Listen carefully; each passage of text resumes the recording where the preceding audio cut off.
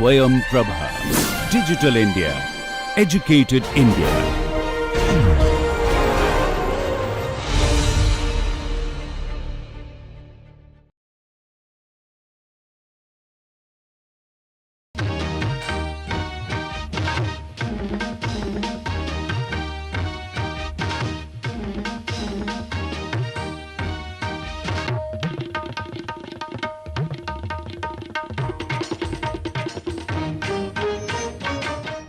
Hello everyone, welcome to this lecture. In the previous lecture, we studied characteristics of FRFs of single degree of freedom systems. In this lecture, we are going to study characteristics of FRFs of multi-degree of freedom systems. Let me give a brief outline of the lecture first. First, we will define FRFs and inverse FRFs for a multi-degree of freedom system. Then we will look at the characteristics of FRFs of a multi-degree of freedom undamped system, where we will first derive a relationship between the FRF and the modal model. Then we will define anti-resonances. We will look at anti-resonances for a point and transfer FRF. We will look at why anti-resonances occur and how to estimate anti-resonances. Then we will look at the FRF characteristics for multi-degree of freedom damped systems. Okay. So therefore, the topic today is characteristics of FRFs of multi-degree of freedom systems. Okay. So let us first of all define the FRF for a multi-degree of freedom system, right?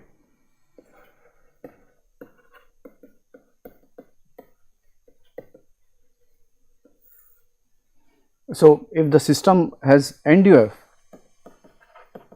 then the system will have FRF matrix, right, of size n by m. Okay. And so similar to the receptance, mobility and inertance we defined for a single degree of freedom system, we will have a receptance FRF matrix, mobility matrix, inertance matrix. So let us define a particular FRF receptance FRF alpha jk. Alpha jk is nothing but the ratio of the displacement amplitude, okay, at j degree of freedom in the frequency domain and the force amplitude at the k degree of freedom in the frequency domain. So we can write this as xj omega divided by fk omega, and no forces being applied at rest of the degrees of freedom. So fq is equal to 0 for all q except q is equal to k. So except k degree of freedom, no force is applied at the remaining degrees of freedom, and the force being applied is a harmonic force. So this is nothing but the frequency response function for a multi-degree of freedom system. So if we are interested to know the mobility of corresponding mobility of RF, then we just need to multiply this alpha jk by I omega. That will give us the mobility of RF, and if we multiply further it by I omega, we will get the inertance of RF. Let us now try to define inverse FRF.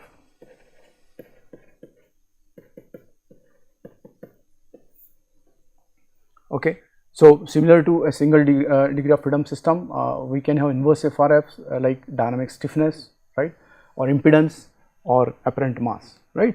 So let us define the dynamic stiffness. So here again we will have dynamic stiffness matrix instead of just one dynamic stiffness that was there for a single degree of freedom system.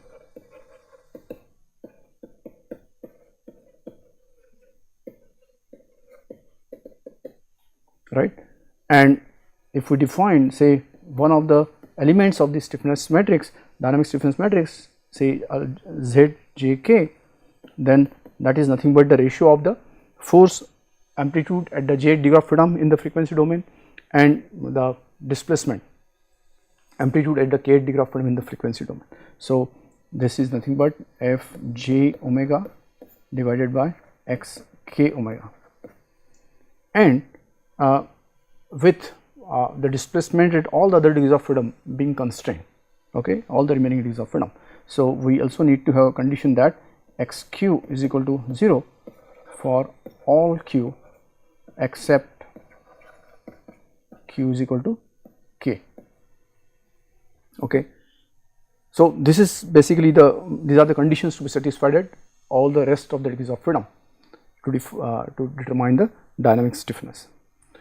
So, it is easy to see that here that because the conditions to be satisfied at all the other degrees of freedom, okay, being different for the FRF and the dynamic stiffness, these elements they are not inverse of each other, right.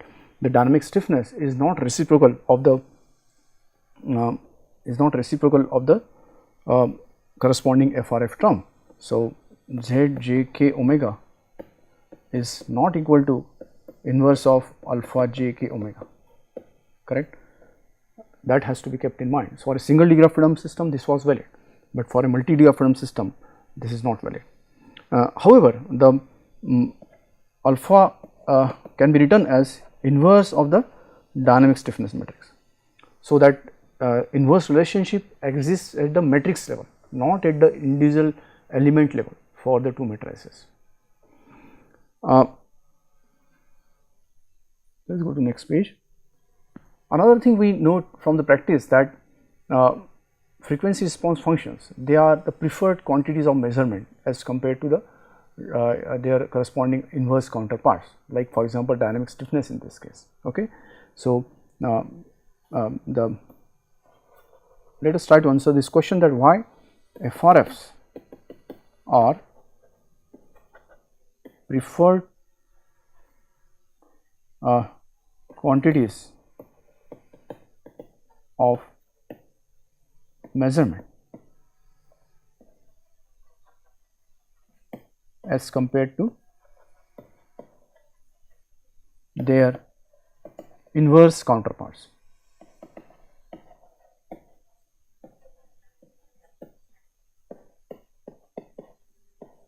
Right. Let us try to answer this question, and let us try to explain it based on the frequency response function acceptance alpha jk and corresponding dynamic stiffness which is zjk. So, let us take the example of a beam. So, let us say we have this beam, and let us say we have used say 4 points on this beam to describe its displacement profile, right. And let us say and then we have the displacement and slope at all these 4 points being the quantities of interest, right. So, we will have displacement and slope at these DOFs being the relevant degrees of freedom, and if we number them as say 1, say 2, 3, 4, 5, 6, 7 and 8. So, there are 8 DOFs, and let us now try to see that if we let us say wish to measure the frequency response function alpha 1 3, right, then what needs to be done. So, to measure alpha 1 3 we need to apply the force at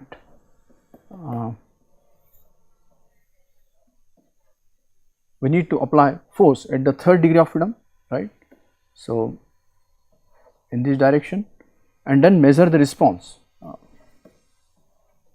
at first degree of freedom, that is x1, and the forces at all the other degrees of freedom they need to be 0, and that is something very easy to satisfy, right. Not applying a force is very simple, we do not have to apply force, right. So, therefore, we can measure alpha 1 3 easily. Let us talk about now measurement of say Z13. If I am interested to measure the dynamic stiffness Z13, then what how that can be measured. So, to measure Z13 we need to have displacement at the third degree of freedom, right.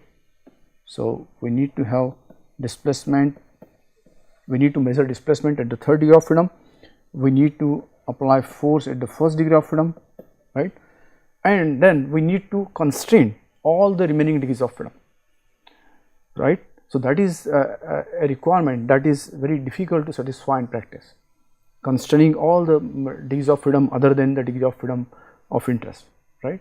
And hence it is very difficult to measure dynamic stiffness in practice, and that is why measuring the FRF is something preferred as compared to the inverse FRF measurement. Now we would talk about the FRF characteristics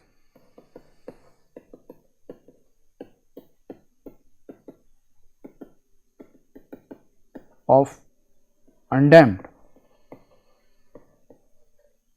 multi-degree of freedom system.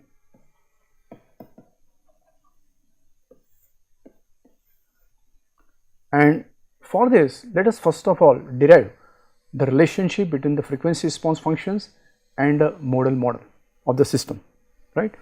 And this relationship, in fact, we have derived earlier in one of the lectures by finding the steady state response of the system to harmonic forces, and from there we have derived that relationship already.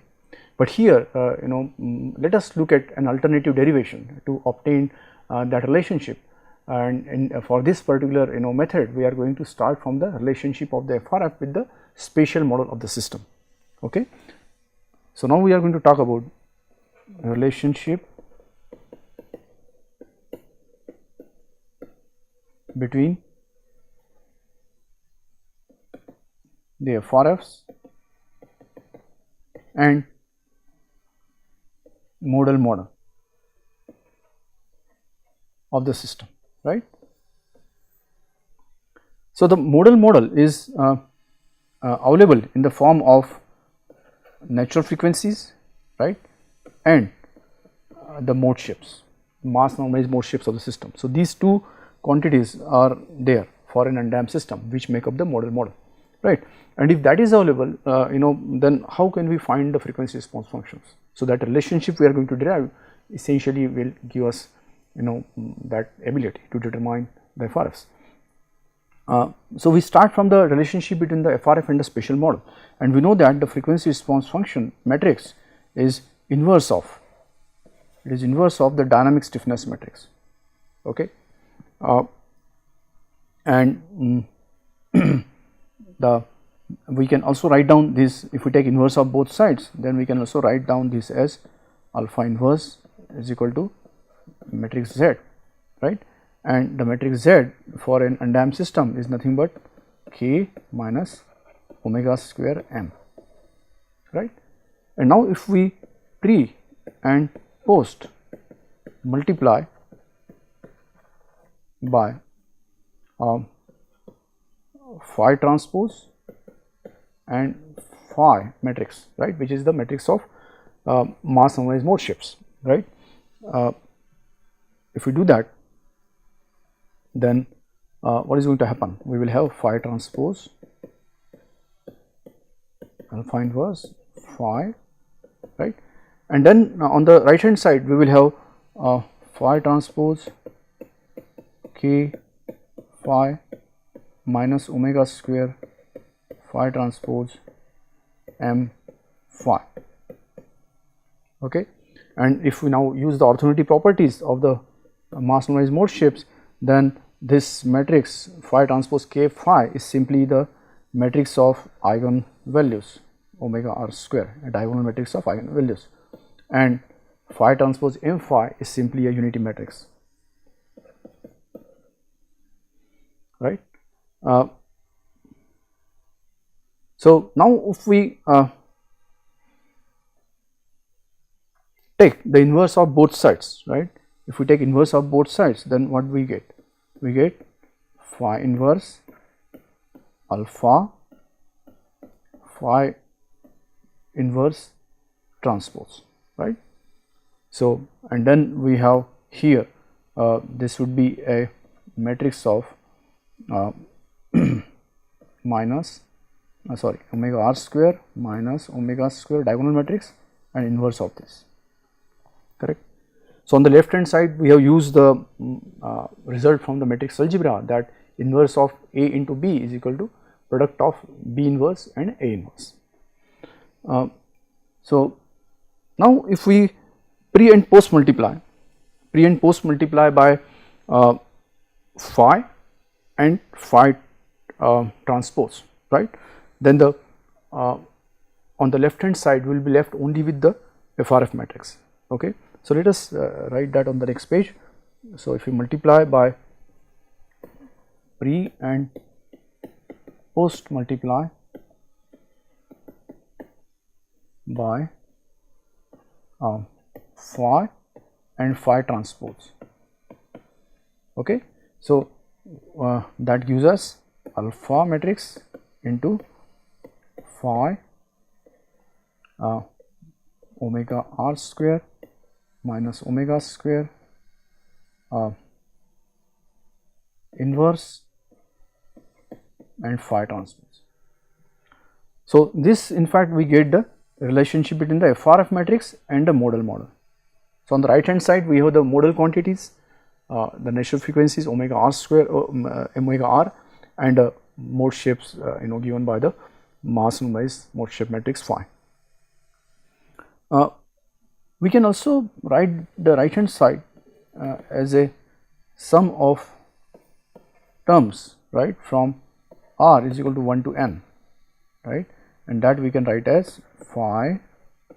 So that is the rth mode shape multiplied by phi r transpose divided by omega r square minus omega square, right.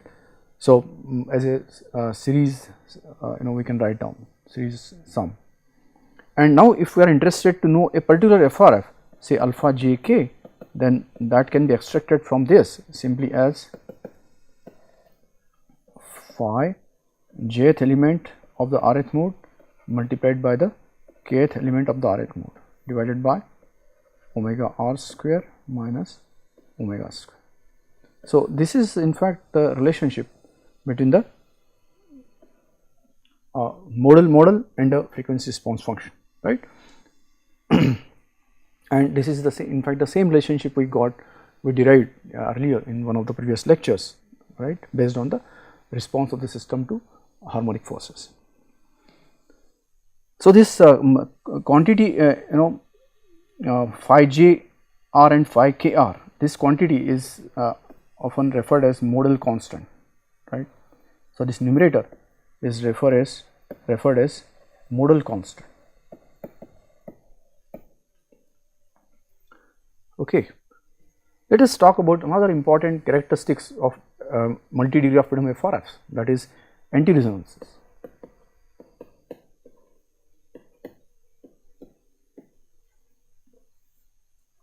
Okay.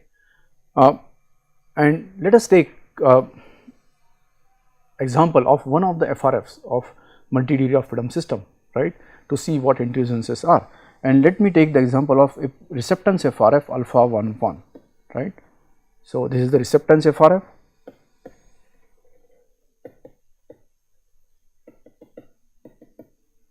right, and this is basically a point FRF.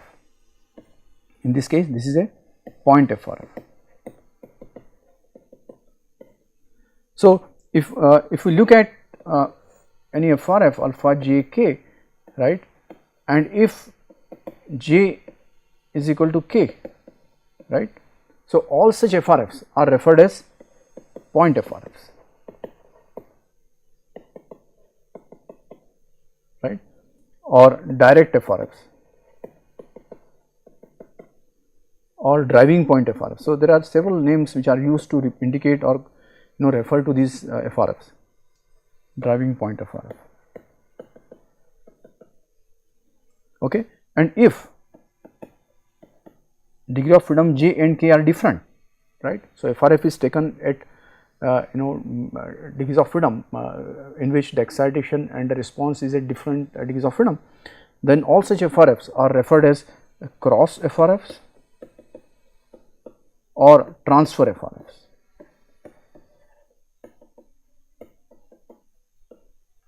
Okay. So in the present case we are basically talking about a point FRF, and let us let me take the example of a 3 degree of freedom system, right?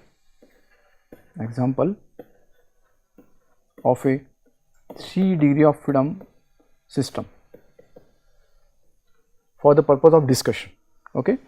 So, so for this 3 degree of freedom system, the FRF alpha 11 may look something like this.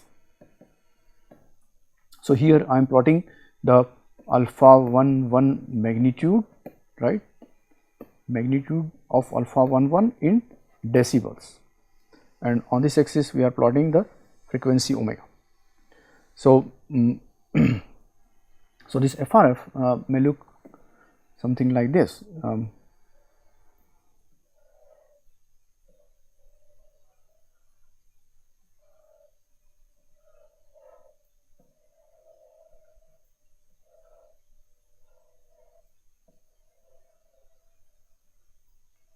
Okay. So, this is typically how a point FRF would look like, right. And if I also plot the phase of this, then if I plot here now the phase of alpha 11 omega, right. So, in degrees, okay. So, here I have the frequency axis, and now this phase is going to may look something like this. It is an undamped system. So, phase is 0, right, before resonance frequency, and then we have the phase building up here like this, then again going down here, and again it builds up, again it reduces, and again it builds up like this. So, this is basically the phase plot of this particular FRF. So, what we observe from these plots, right. So, the first thing we observe is that we have now these 3 peaks in the FRF. There are there are 3 peaks in the FRF, right, which basically represent the resonant frequencies of the system, right. So, because there are 3 modes of vibration of this 3 degree of freedom system, and then there are 3 corresponding natural frequencies. So, these peaks basically are occurring at the natural frequencies, wherever the excitation coincides with the natural frequency, at that time the response is very high. So, these 3 peaks are there, and the amplitude here for for an undamped system, it it will be theoretically infinity, right, but for a practical system you will have very high amplitude,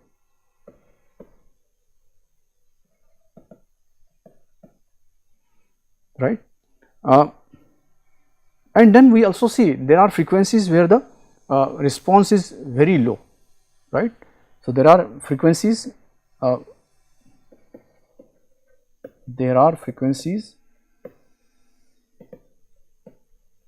where the FRF magnitude is very low, right. In fact, we will see that for undamped system this FRF magnitude at these frequencies is in fact 0, right. So, if you look at this frequency, at this frequency and at this frequency, right, the FRF magnitude is 0. So, at these frequencies we see that the FRF magnitude is very low, right, and the shape of the FRF curve looks like inverted peak at these frequencies, right, and that is why these frequencies are referred as anti-resonant frequencies. So, these frequencies they are referred as anti-resonant frequencies, okay, and these values we get, right, we refer to them as anti-resonances.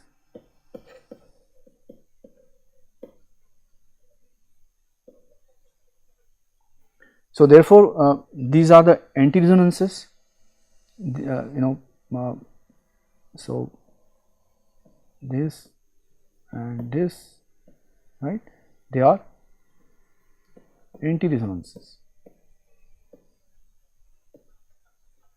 right, and we can call these as resonances.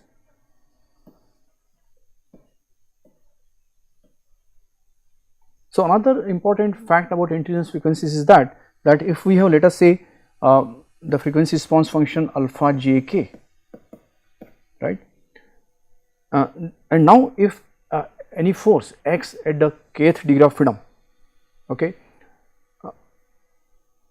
and the frequency of the force is equal to the one of the anti-resonance frequencies of this particular FRF, then the response at the jth degree of freedom would be 0, okay, if assuming the system to be undamped, or at least the response will be very small at that degree of freedom. So, that is in fact one of the important aspects of anti-resonance frequencies. Now, the question arises that why anti-resonance frequencies occur, right? Why do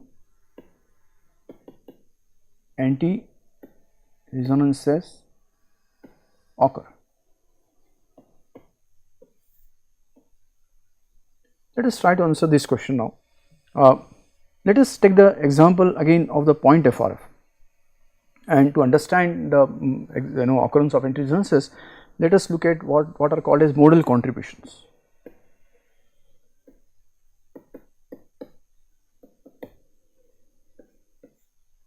So, let us take point FRF of the 3 degree of freedom example we have taken, alpha 1 1, and this point FRF alpha 1 1 omega for the 3 degree of freedom system can be written as sum of phi 1 r phi 1 r, right, divided by omega r square minus omega square with r varying from 1 to n, right.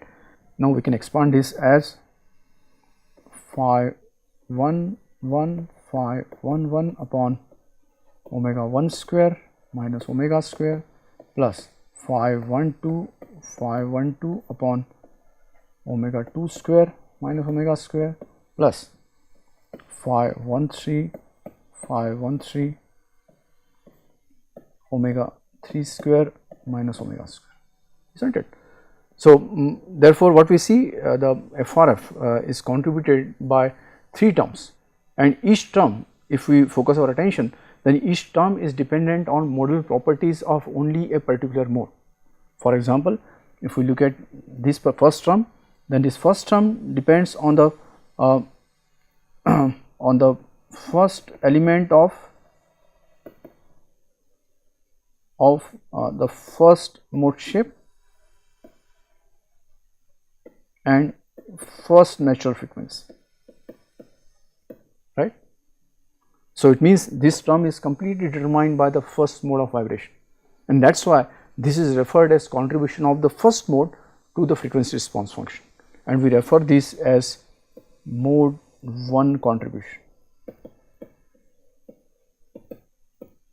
Similarly, if we look at the second term, that depends on the first element of the second mode shape and the second natural frequencies, and therefore, this particular term basically tells us or indicates the mode 2 contribution to the frequency response function, and the third term represents mode 3 contribution to the frequency response function, right. So, these basically are also referred as modal contributions, right, contributions of different modes to the frequency response function. And now, the frequency response function, therefore, magnitude is determined by how these modal contributions combine, right, depending upon the sign of each modal constant or each modal contribution, they would be added or subtracted, right. And for a undamped system, the modes are real, right, and that is why these modal contributions either have positive sign or negative sign, and that would determine that how these modal contributions combine and make up the FRF magnitude. So, let us draw these modal contributions for this FRF in order to get further insight into the modal contributions, and then we will further see that how anti-resonances occur based on that. So, let us plot the FRF magnitude alpha 1 1, right. So, this is the FRF magnitude in dB versus frequency. And let us first of all plot the FRF itself in dB, and this is may look something like this.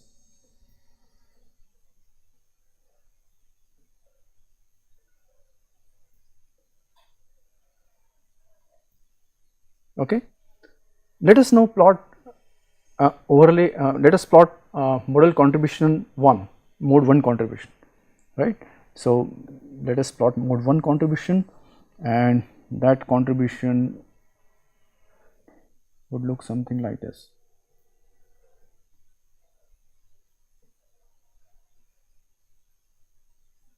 That is mode 1 contribution. Okay. Then let us plot mode 2 contribution. Mode 2 contribution, if you plot, it would look something like this. And then plot mode 3 contribution.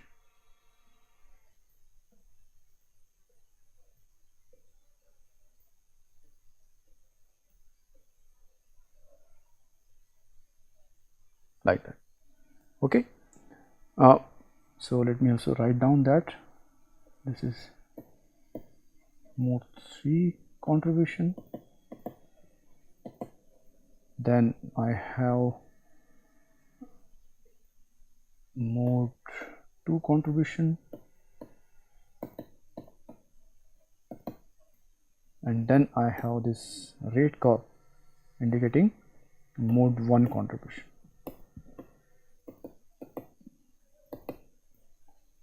So what we note is that if I look at, let us say, mode 1 contribution, then the mode 1 contribution is maximum when the frequency of excitation coincides with the natural frequency of mode 1, and as the frequency of excitation goes away from the mode 1 natural frequency, the modal contribution of mode 1 also proportionately reduces, right, it also reduces.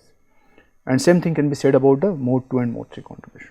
So that is one clear characteristics of modal contributions, that the contribution of a particular mode is maximum when in the frequency range which covers the natural frequency of that mode, and as we go away from that range, the contribution of that mode reduces. Let us plot below this now the sign of the modal contributions, right, because sign of these modal contributions would determine that how these modal contributions combine and they generate the FRF magnitude, right. So let us plot the sign of the modal contributions here, and let us now the sign of mode 1 contribution when omega is less than the natural frequency of mode 1, right, then the sign of that modal contribution is positive, right, because the denominator is positive. If we look at the modal contribution expression, then we see that for the point FRF, the numerators, they are all positives, right, while the denominator sign depends on whether the frequency of excitation omega is more than or less than the natural frequency of that mode. So therefore, if I plot this sign of this here, and let us first of all also represent the natural frequencies of these modes here, right. So this is first natural frequency m1, then I have this second natural frequency omega 2, then this is the natural frequency of third mode omega 3, right. And so now we can plot the sign. So let us say this is positive sign, right, and then what happens, the sign changes as soon as the frequency becomes more than the natural frequency of mode 1, right. So this is positive here, so let me write that here, that is positive sign, and this is negative sign.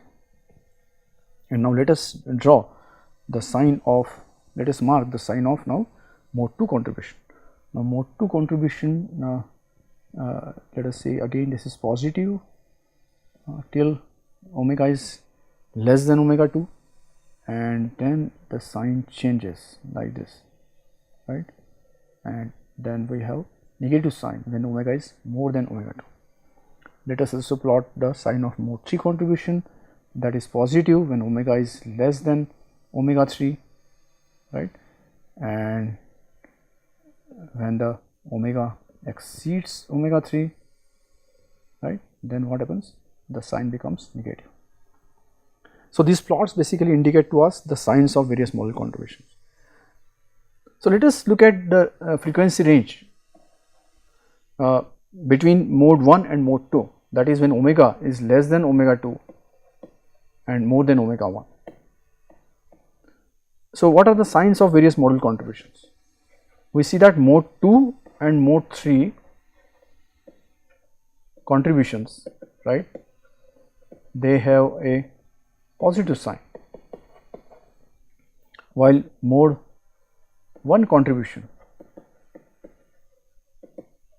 is negative, right, it has a negative sign as shown by the red line, right, and therefore what happens at some frequency in this range, these contributions, the positive and negative contributions, they would mutually cancel. So at that frequency, the FRF magnitude would be 0, and that frequency forms an anti-resonance frequency of this system, right. Similarly, if we look at the frequency range in which omega is less than omega 3 but more than omega 2. So here what we notice, we see that mode 3 contribution is positive, right, and mode 1 and mode 2 contributions, they are negative, right. So at some frequency in this range, these contributions would cancel each other, right, and at that frequency the FRI magnitude would be 0, giving rise to an anti-resonance frequency, or anti-resonance at that frequency.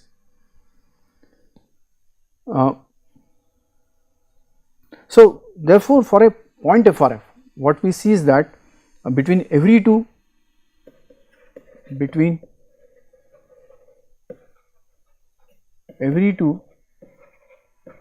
consecutive peaks or resonances, an anti-resonance frequency exists, an anti-resonance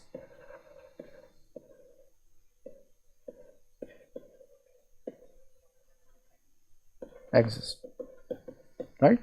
So this is for a point FRF, this is for a point FRF.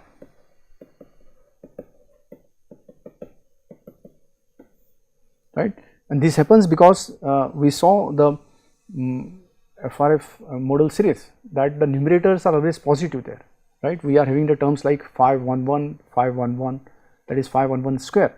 The second modal contribution is a numerator 512, 512, that is 512 square. So numerators are always positive, and therefore the sign of the modal contribution is determined only by the fact that whether the frequency of excitation is more than or less than the natural frequency of that mode.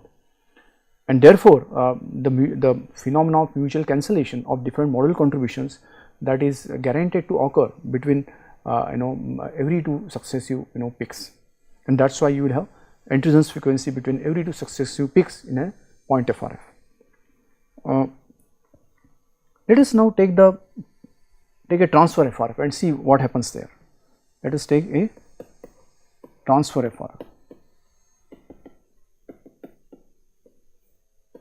So for the 3 degree of freedom system, let us take receptance alpha 1 2, right, and let us again let us first of all sketch the FRF magnitude here.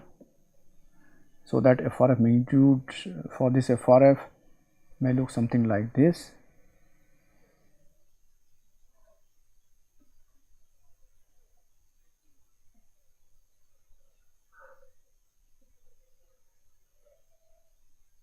Right. So this is the FRF magnitude. So in this FRF will have the resonance peaks at the same frequency, right, which occurred in the point FRF, because resonance frequency will not change from FRF to FRF. And let us now also plot the signs of the modal contributions as we did for the point FRF.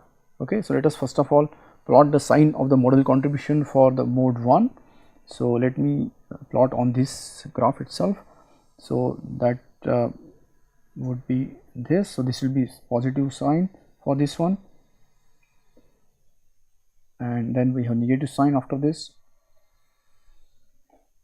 So these signs I am plotting for a specific 3 degree of freedom system, right?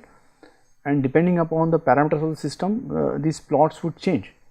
So the signs I am plotting, they are for a specific system, a typical system, what we will have, right? And so this is positive sign and this is negative sign, and then we have for the second mode, for this particular system we have positive sign before when the omega is less than omega n2 or omega 2, like this, and then we have for mode 3. So for this particular system for which I am making the plot, the sign of the modal contribution is negative when omega is less than omega 3. Okay, so like this, and then it becomes positive when omega is more than omega 3. Okay, so let me also write down here, this is omega 1, this is omega 2, and this is omega 3. Okay, now what we observe from here, let us look at the frequency range between omega 2 and omega 3, omega 2 and omega 1. So here again we see that the mode 1 and mode 2, right, sorry, mode 1 and mode 3, they have negative contributions.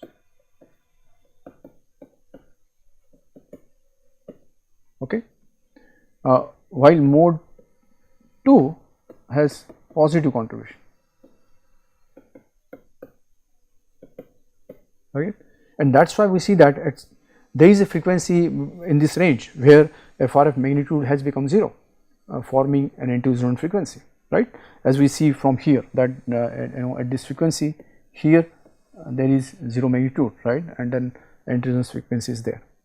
But let us now look at the range omega, range where omega is less than omega 3 and more than omega 2. So in this range all the modal contributions, mode 1, mode 2 and mode 3, all have negative contributions, right, and therefore there is no frequency where mutual cancellation of these modal contributions may occur, right. And that is why what happens, these contributions, they reach only to the total contribution reach to some minimum value in this range, forming a minima in this range, right. So there is no anti-resonance frequency, but a minima occurs. For example, at this frequency here, right, at this frequency we have a minima. Okay, so in a transfer FRF, the sign of the numerator also plays a role because it is no longer always positive. And that is why in this particular example it is seen that for mode 3 contribution, the sign of the the modal sign of the modal constant or the numerator is different, it is not positive, right. That is why it has led to a negative contribution when omega is less than omega 3. So therefore this establishes the important fact that the anti-resonances may not necessarily occur between every 2 resonant peaks, between every 2 consecutive resonant peaks, right. So we can make a simple thumb rule that closer the excitation and response DOFs, right, closer they are, the excitation point and response point for the FRF, then higher would be the number of anti-resonances, higher would be the number of anti-resonances, and farther they are, the response and excited DOFs, smaller will be the number of anti-resonances, right. Another important point we should note is that anti-resonances, anti-resonant frequencies,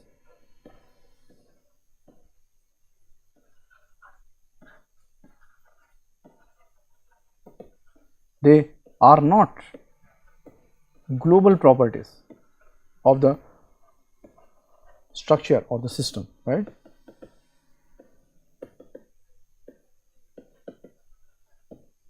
Right, they are not global properties. This is because if we change either the excitation coordinate or degree of freedom, or the response degree of freedom, or both, then the intelligence frequencies would change, right. So they depend that where the structure is getting excited and where the response is collected, right. That is why they are not the global properties. However, if you look at the resonant frequencies, then resonant frequencies do not depend on the excitation and response degrees of freedom. Wherever the structure is excited and wherever the response is collected, the resonant frequencies of the system or the resonant peaks in the FRF would occur at the same frequencies. That is why resonance frequencies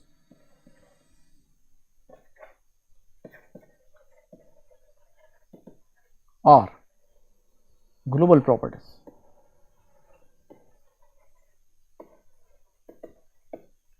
right, of the system.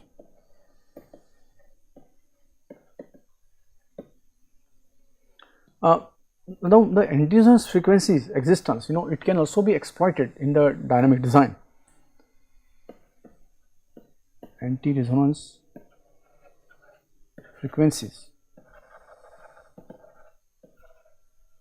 can be exploited in vibration control, right, or the dynamic design.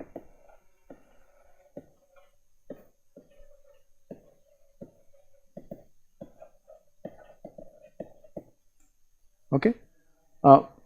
So let us say that a structure is being acted upon by force F, right, at let us say kth degree of freedom. So let us say there is a force Fk at frequency omega, is a harmonic force acting at k degree of freedom, right, and let us say Xj is the response at j degree of freedom, and let us say this Xj is very high and needs to be reduced. So what can be done, or one strategy could be, is we can assign or locate the anti-resonance frequency of the frequency response function alpha jk such that it is located at frequency omega, okay, at which the force is acting. If that can be done, the response at j degree of freedom will be very small, okay, it can be made very small. So this is a strategy that can be used for vibration control. Let us now look at how we can estimate anti-resonance frequencies.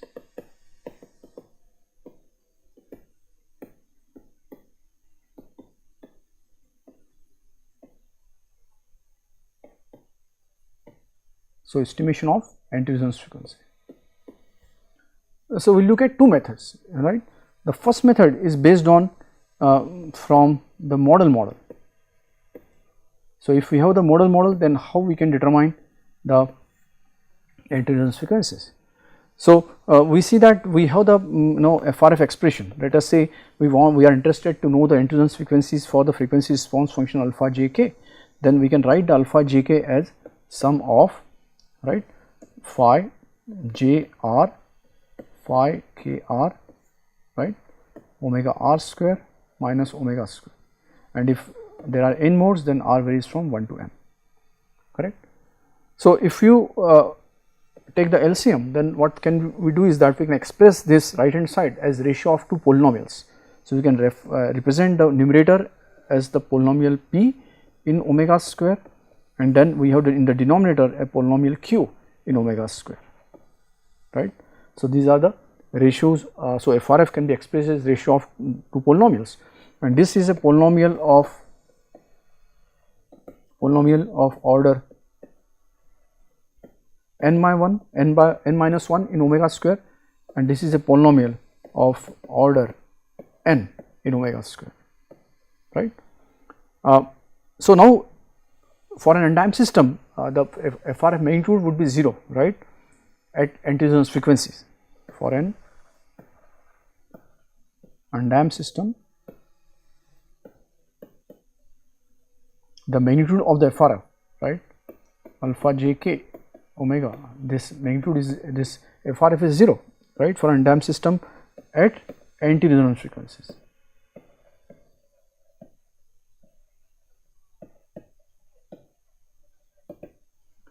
So if this condition is applied to the above equation, what we see is that this numerator polynomial should be 0 at anti-resonance frequencies, and therefore this polynomial now we can solve.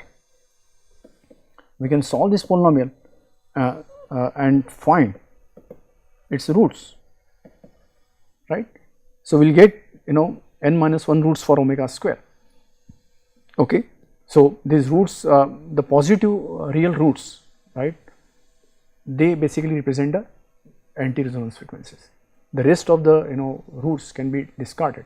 The positive frequencies, positive real roots, they are basically the anti-resonance frequencies of the system, right. So therefore this method can be used if you have the modal model with us, that is the mode shape matrix and the natural frequencies.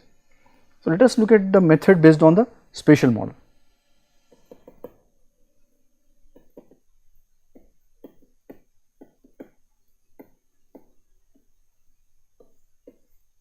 Right. So we know that the frequency response function matrix is inverse of the dynamic stiffness matrix, right, and the inverse of dynamic stiffness matrix can be written as adjoint of Z divided by determinant of Z, right. That is how we can write it down. And what is adjoint of Z? That is nothing but the matrix of cofactors of matrix Z, right, divided by determinant of matrix Z, that already is there. Okay. And so therefore now if I focus my attention on, let us say, one of the FRFs, that is alpha j k, then on the right hand side also, then I would have to only, I will be having only the jk cofactor in the numerator, right. So I will have cofactor jk, right, divided by determinant of Z matrix. So now what is cofactor jk? Cofactor jk is nothing but minus 1 to the power j plus k into determinant of the matrix zjk divided by determinant of Z, right. And what is zjk matrix? Zjk matrix is the matrix obtained by deleting jth row and kth column of matrix Z, that is Zjk. Now if I want to know the anti-resonance frequencies, so at anti-resonance frequencies alpha j k omega is equal to 0, right. If the FRF is 0, then the, from the above expression we see that the determinant of Z j k should be 0. Okay. We can also write down this as k j k minus omega square m j k is equal to 0, isn't it? And now this basically indicates that there exists a corresponding eigenvalue problem, right, because when we solve eigenvalue problem, the determinant of the coefficient matrix has to be 0, right, and therefore the corresponding eigenvalue problem is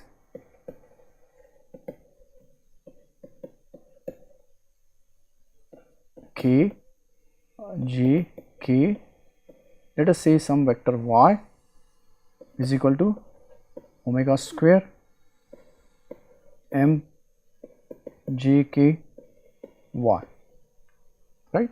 So, this is the eigenvalue problem of a hypothetical system that is obtained by deleting the jth row and kth columns of the stiffness and mass matrix of the system. So, if this eigenvalue problem has to be solved, the determinant kjk minus omega square mjk has to be 0, which is the basically the original equation we got, right, from the analysis. So, therefore, if now I have the spatial model of the system, then I can solve this eigenvalue problem, okay, and then obtain the anti-resonance frequencies, right. So, the solution of this gives anti-resonance frequencies.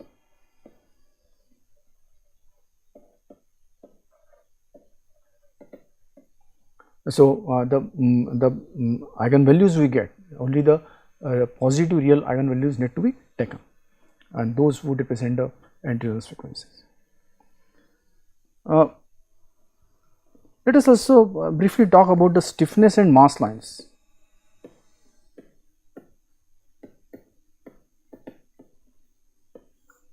For the single degree of freedom system, we describe the concept of stiffness and mass lines, and these lines can also be defined for a multi degree of freedom, for the FRF of a multi degree of freedom system, right. However, formulating a relationship between these lines and system parameters will be very complicated, right, and that is why this concept of stiffness and mass line is not of much practical value when we have a multi degree of freedom system, okay. So, these stiffness and mass lines though form a skeleton of the FRF, but as far as the formulation of relationship of these lines with the system parameter is concerned, it is not of much practical value because the relationships are likely to become very complicated. Let us now look at the characteristics of the FRF of multi degree of freedom dam system.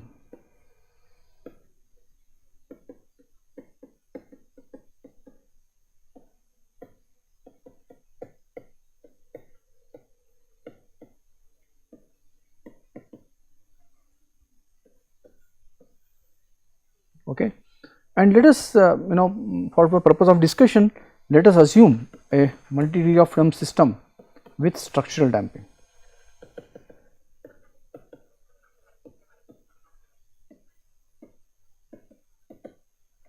Okay, so let me sketch a typical FRF we may have, right, for a 3 degree of freedom system with structural damping.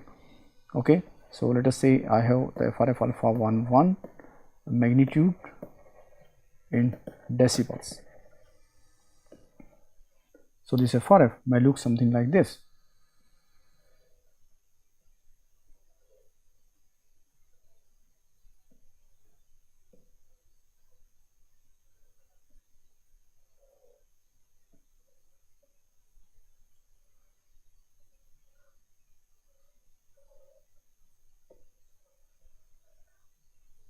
Right.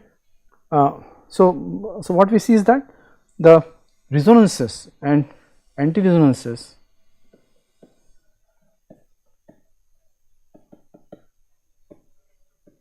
are now less sharp,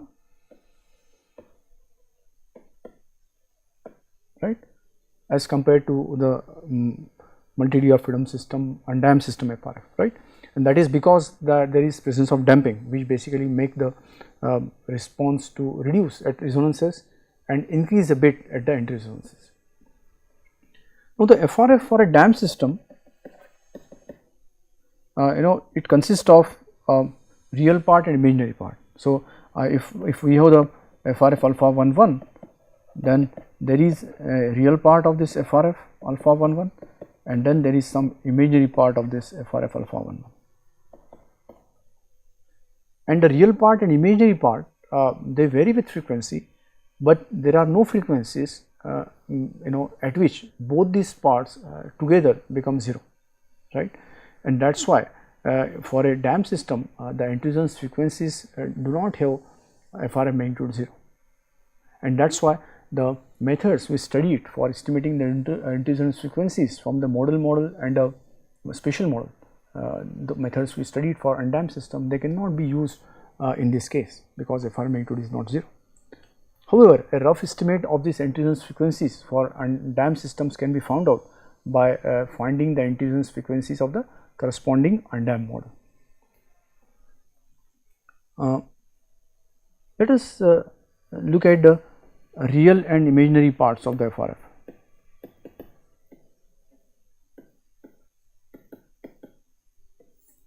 Let us look at the plot of the real and imaginary part. So, for a let us say for the point FRF, this plot may look something like this.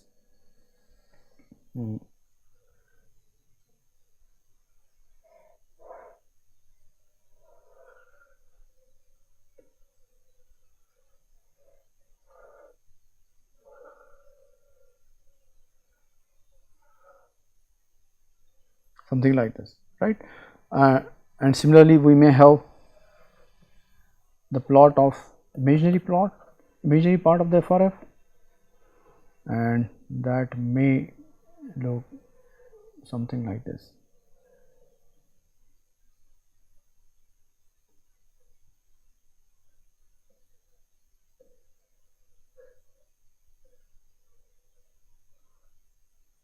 Right. In the single degree of freedom system, we saw that the real part of the FRF becomes 0 at the natural frequency, undamped natural frequency of the system.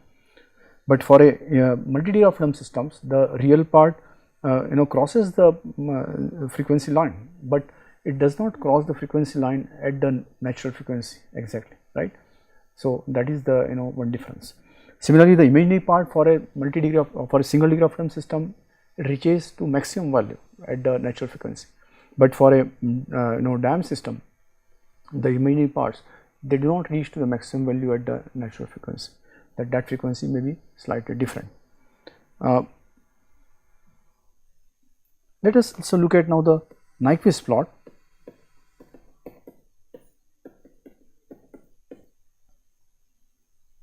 So let us sketch the Nyquist plot. Let us say we are plotting here the real part of the receptance, and we are plotting the imaginary part of the receptance, right? And so this plot may look something like this. Just sketching it a typical plot.